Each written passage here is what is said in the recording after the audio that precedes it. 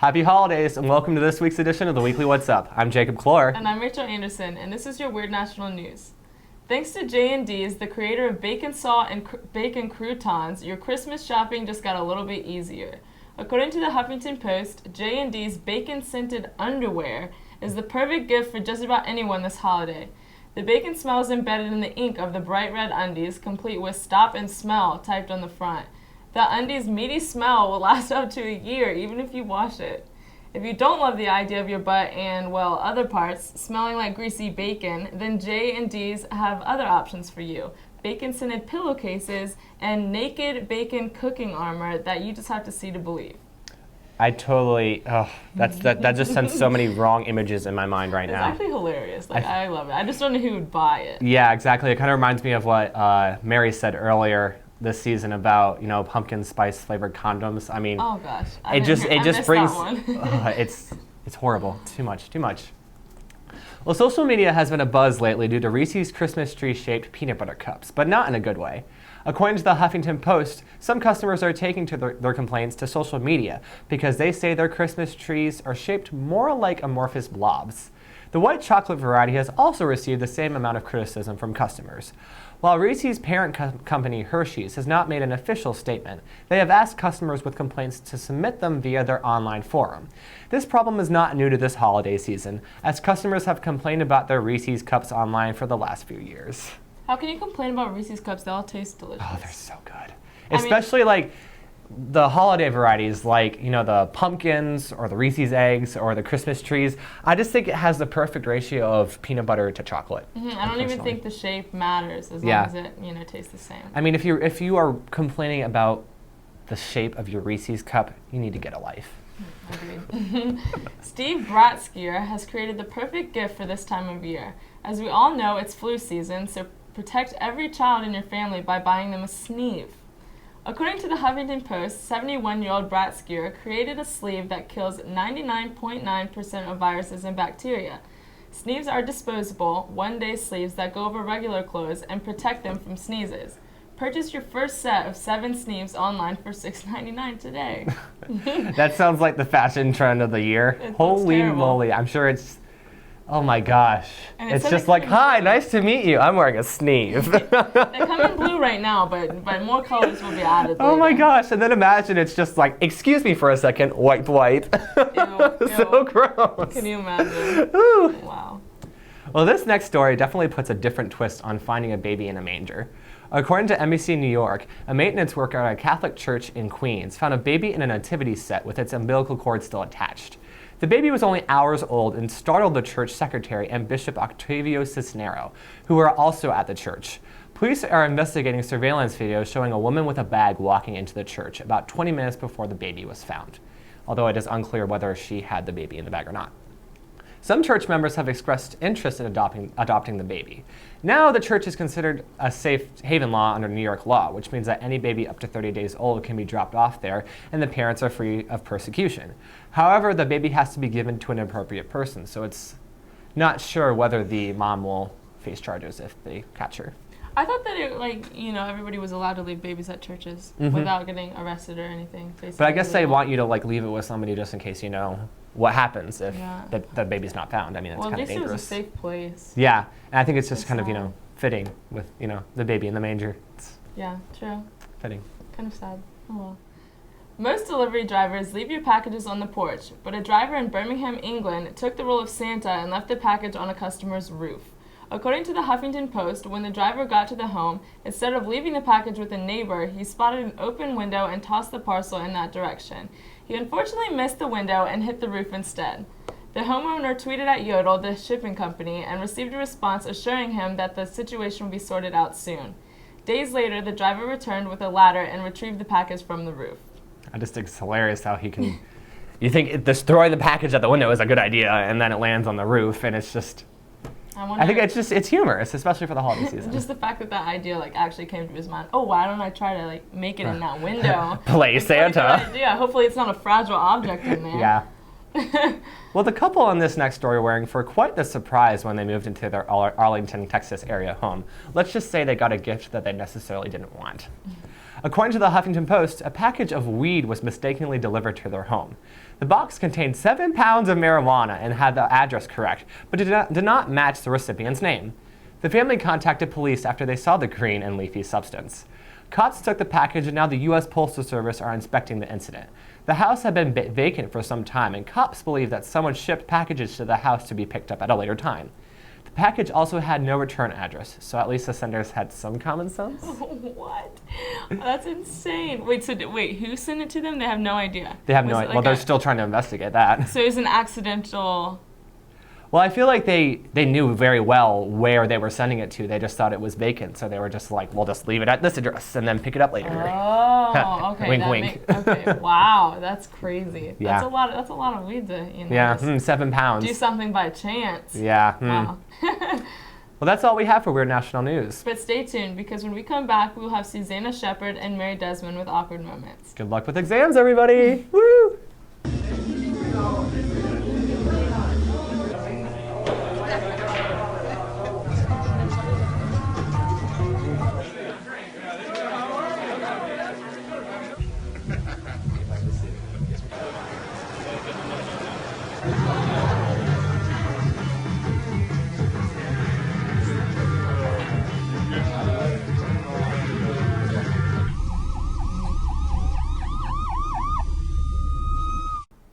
Welcome back to Weekly What's Up. I'm Mary Desmond. And I'm Susanna Shepard. And this is Awkward Moments.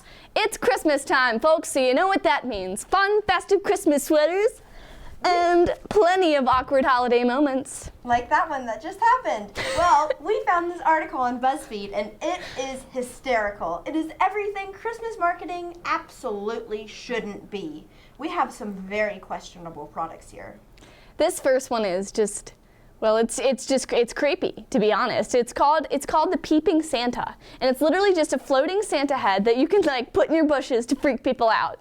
Yeah, that's literally what it is. It says it blinks too, and honestly, it's pretty creepy. But I think it would have been creepier if they had gone the extra mile and just made it not blink, like, just sit in the bush and be like. And Santa already has the weird, like, jolly face on him as it is. And, like, rosy cheeks. The rosy cheeks and the belly full of jelly, that would be invisible. He'd just be like, so weird. Merry Christmas. This makes me want to run away to a cabin, actually, because I just can't deal with it. And, like, live some sort of transcendentalist life like Henry David Thoreau in nature and just never deal with people ever again. Like, the fact that someone took their time to get this manufactured and that there are actual real life people who are, like, buying this and, like, really excited about it because they think it's a good idea, like, to be real about it, like, I can't deal with that. Like, I'm out. I forfeit. Like, I can't do that. This is beyond creepy and actually low-key demented. The type of person to do this is the same person, if not worse, that puts up unreasonably scary Halloween decorations at their house. I feel like this decoration is the perfect mix of Halloween and Christmas, just like crammed together. Like, you can't get enough of Halloween, so you have to share it with other holidays. Yeah, this is, if someone like took this seriously, was like, this is a really cute Halloween decoration, or like, this is a really cute Christmas decoration. I like this. This is tasteful. Like that person, there's something wrong. But like, I could get on board with it if someone was doing this to be ironic. Like if someone was doing this because they thought it was funny, like that's something I would do. Like I would get this just to be ironic about it and like place it in like my yard, like to where only like a few people could see it, and then like they wouldn't really know. They were like that was my only decoration. So like they wouldn't notice it, and then they would see it and they'd be like, oh, crap, and then like that would be funny. Like I could get on board with that because that's funny. Like it's a joke. But like I'm just more concerned about the people who think it's serious. Like no. No. I feel like no string lights or anything, just like that one head, that one Santa head. That's something the Grinch would do. Yeah, no, it's not okay. Not okay at all. Well, this next one is super weird as well. It is a kit of reindeer poop that people use to plant their own Christmas trees. So in other words, you're paying for poop that grows trees. Not just any poop, Mary. It's reindeer poop. So it's fancy and festive. Reindeer poop, how could I be so silly? It's so festive. It's something, all right. And it grows trees. Wow! Wowee! Wow, it poop that grows trees. This is probably one of the stranger things I've ever come upon while on BuzzFeed, and that is saying something. BuzzFeed's it's a weird It's place. just a weird place. And I love how the box gives a short little bio of reindeer poop. It says that reindeer poop plants seeds because of their diet, and that it actually is pretty darn cool when you think about it. It's really, like, the kit is really excited about the possibility of you being able to grow a tree out of reindeer poop. You could say to your grandkids, you know, like, if you get this kit, you could say to your grandkids, you could say, you see that Christmas tree right there? The power of poop planted that tree. Like, what a festive Christmas tradition, planting poop and watching it grow into a tree. How long would it take for the poop to grow into a full-sized Christmas tree, though? Like, I feel like I would be too impatient. It's not going to happen within the Christmas season. You'd have to, it'd be like literally like your grandparents telling you, I got a box of poop 50 years ago. And look at it, it's a tree. Now. It's a tree. Poop tree. Merry Christmas. It's too much, I can't deal with it. This is terrible. I really think this next one is the winner for overall awkwardness. I think if I saw this in a house that was having a Christmas party, especially if I was having a little too much eggnog, I'd probably die. This is the Santa toilet seat set. Santa toilet.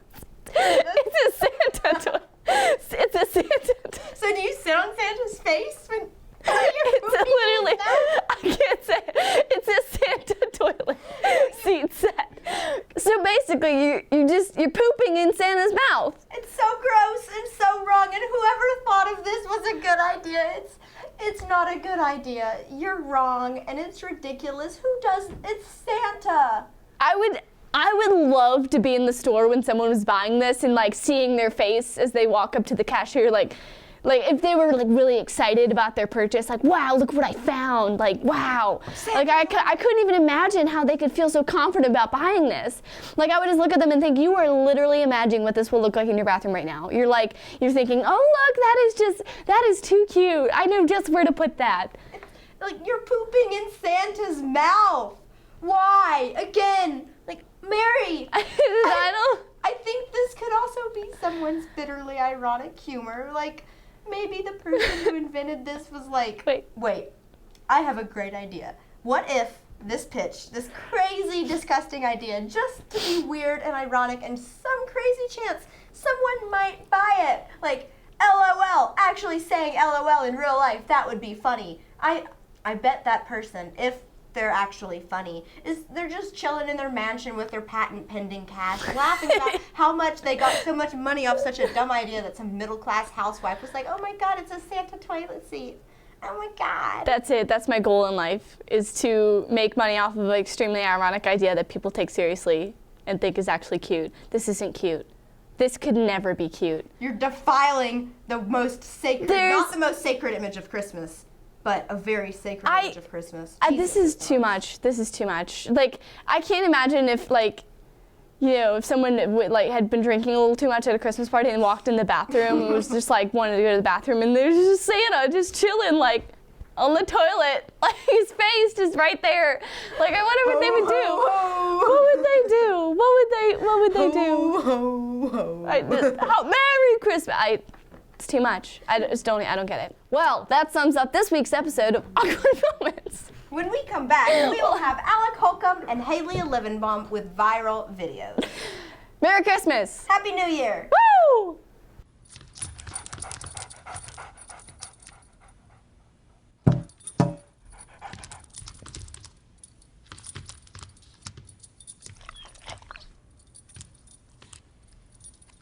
There's a shelter pet who wants to meet you.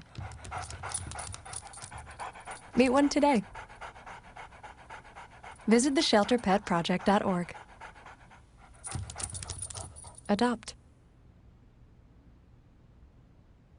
Welcome back to the weekly What's Up. I'm Haley Livenbaum. And I'm Alec Holcomb. And this is Viral Videos. With Christmas just around the corner, there will be hundreds of kids opening presents and a few hilarious parents pulling pranks on their kids, like this. What do you think? All right. What do you think? Okay. I got my arms out. What did I get? Someone tell me. Grace, what did I get?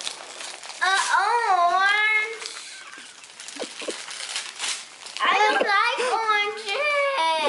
Oranges. No, I don't like oranges. What'd you get, Gav? I don't like oranges. I don't like oranges. Put up yours, Andres. I don't like oranges. You just threw. But No, I don't like oranges. I don't soap and sanitizer. I told you to use hand sanitizer. Why did everyone else get something fun except me? did y'all just? Wait a minute. Y'all just threw them all on the floor. I love these videos so much, but I haven't seen this one yet. And the fact that the kid kicks the orange afterwards is fantastic. He threw the biggest temper tantrum. Like, that makes me want to not give you your presents because you're being ungrateful about the very nice orange that they just got you. Very nice. I actually got an orange for Christmas. So my parents tried to do this, but we already seen the video. So all three of us got oranges, and we just ate them in front of them. So This is really, like the Halloween candy thing that Jimmy Kimmel also does. It's like, Right. I ate your Halloween candy, and then they cry. Like, they burst into tears, and kids now are like, it's like the avocado kid video where he's like, oh, an avocado. And it's like, he appreciated his avocado, even though he did not want his avocado. He was like, I know what's going on, but this avocado is fantastic. Exactly. Around this time of the year, a video by everyone's favorite Jew gets resurfaced. Here it is.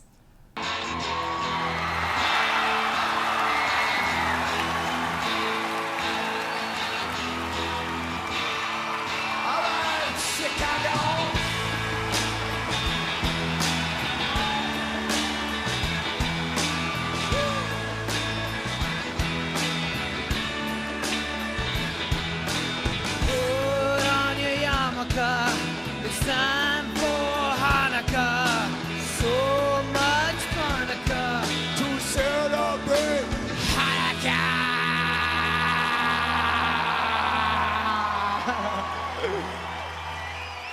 Hanukkah is the festival of lights. Instead of one day of presents, we get 8 crazy nights. But when you feel like the only kid in town without a Christmas tree, here's a list of people who are Jewish, just like you and me.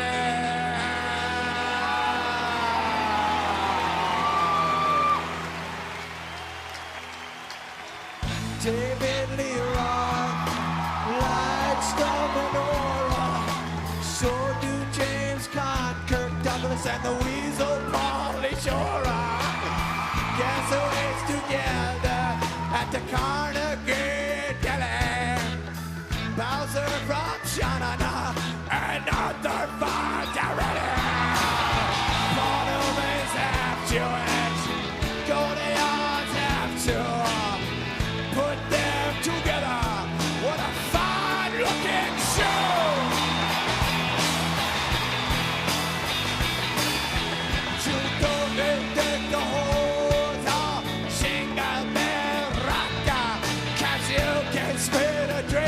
With Captain Kirk and Mr. Spock, both yours.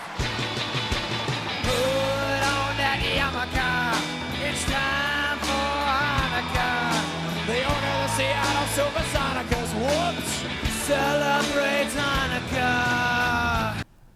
I remember seeing this on SNL the first time, and I just lost it. It's the Hanukkah song. It really is. It's one of those things that you really look forward to on like the Saturday Night Live Christmas episode. Just so you can watch him sing about Hanukkah. Right, but it's just very crude, and I love it. I love it. It's so Adam Sandler, and it makes me happy and makes my little Jewish girl inside of me smile. You have a Jewish girl inside of you? Metaphorically. Okay. Metaphorically. Cool. Good to know. Good to know. We'll be wrapping up here with the wonderful classic tune of "Somewhere Over the Rainbow." Only BBC decided it would be funny to change it up a little bit.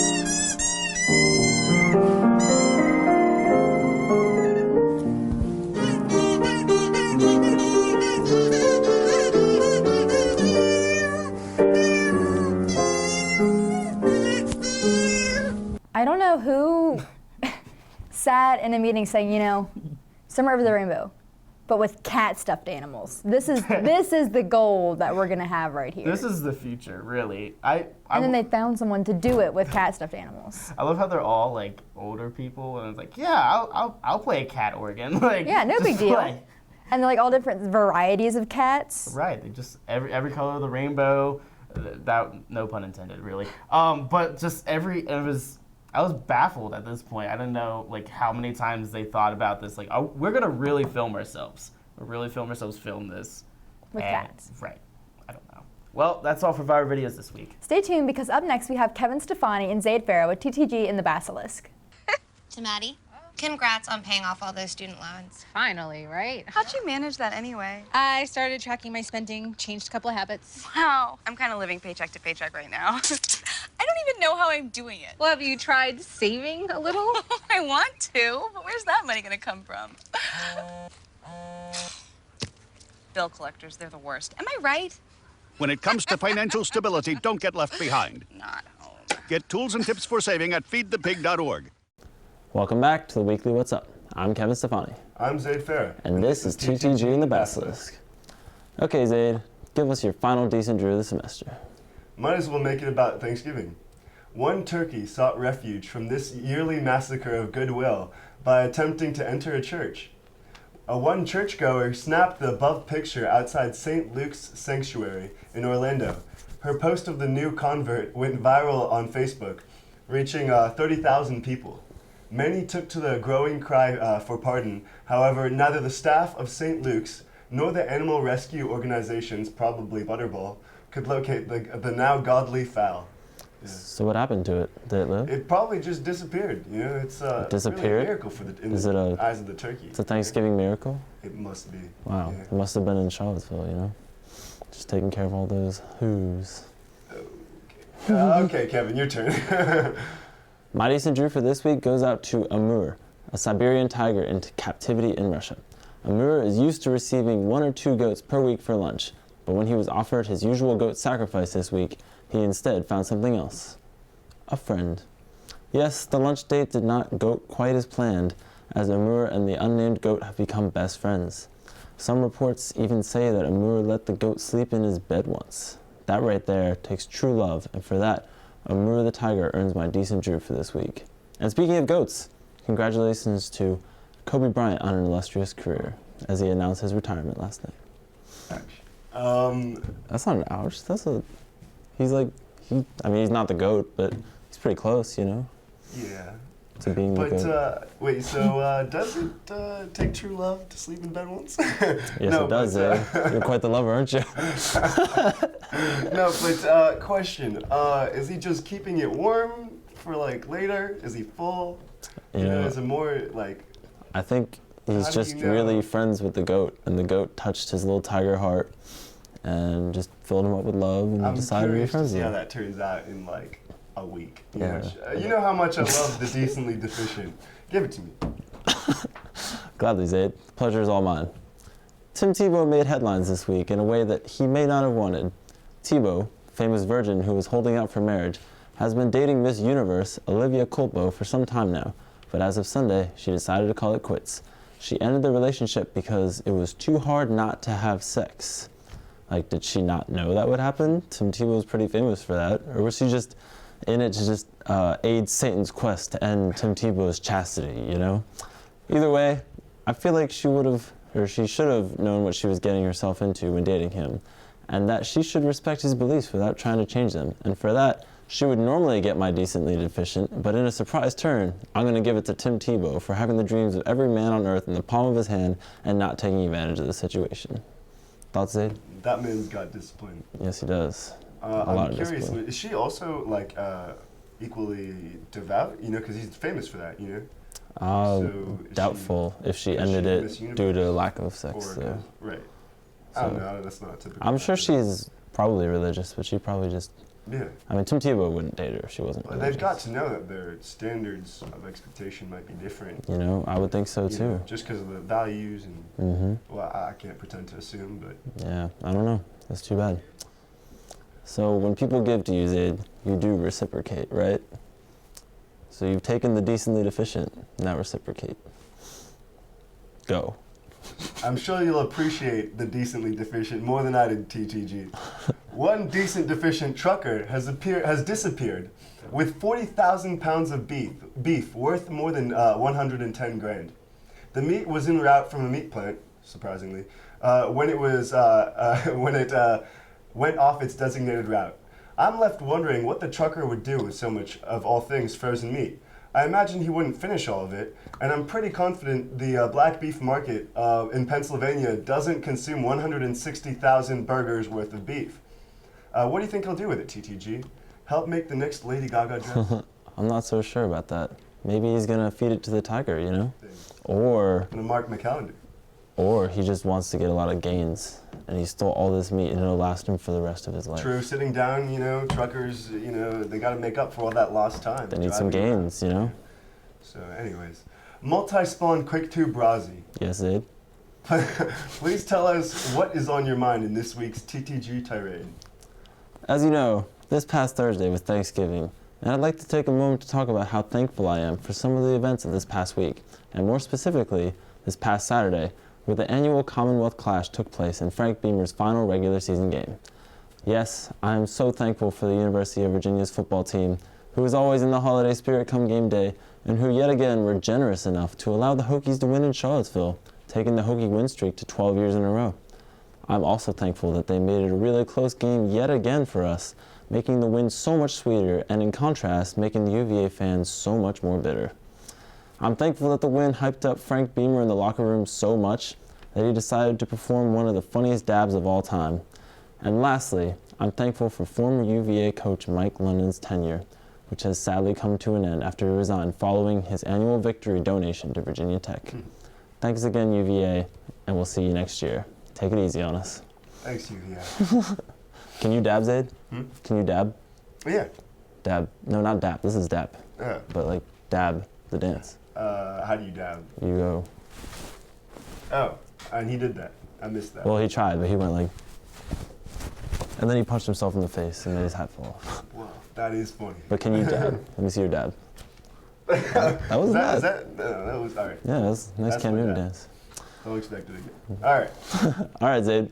Let's hear that parcel tongue one last time this semester in this week's parcel tongue pontification. I would also like to forego a rant this final week to express my own thanks. Thank you, Black Friday, for those new pair of khakis and jeans. But more importantly, thank you for that $100 discount on a PS4 Hallelujah. that came with Star Wars Battlefront. Hallelujah. Filling out all these grad school applications has been a pain, and so the bargain could not have been timelier. I've been looking forward to crushing the rebel scum for a while now, and so over this winter break, when I'm expanding the dark side's grip over the galaxy, the Empire will have to thank for their many future victories at the hands of the Basilisk. I think that's enough for now. That's actually great. Yeah. Are you playing as the Empire first? I mean, I'm going to play as the Empire mostly, you know, as often as possible. That's so you, though, you know? You like to crush the rebellion and just dominate, you know? Also, Luke is, you know, such a pansy, especially like, compared to, you know, the other Jedi. I don't know how Luke became the best Jedi and defeated... Those midi-chlorians, you know what I mean? Yeah, but they didn't even give us his midi-chlorian count. They didn't. It's probably high. But he's not even that powerful, and he's just kind of bumbled his way. Well, in fact, that'll do for this semester's final rendition of the weekly What's Up. You all have a Merry Christmas, and a Happy Holidays, and a Happy New Year. Good luck on exams, everyone, and we'll see you next semester on TTG and the Basilisk.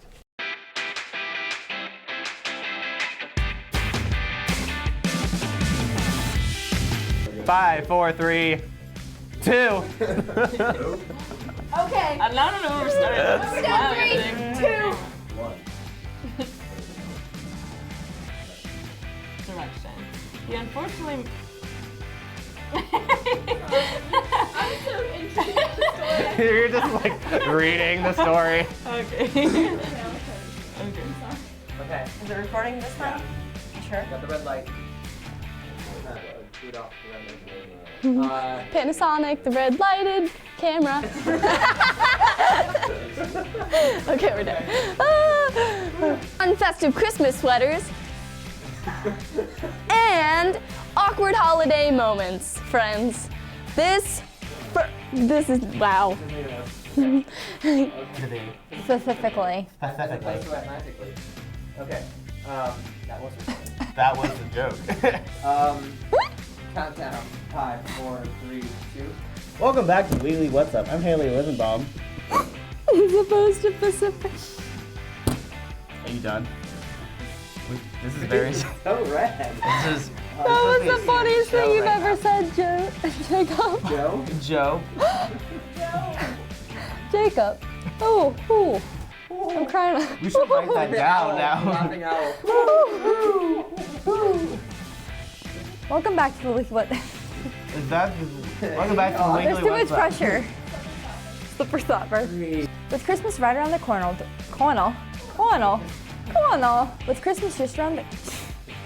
Oh my God. Oh my God.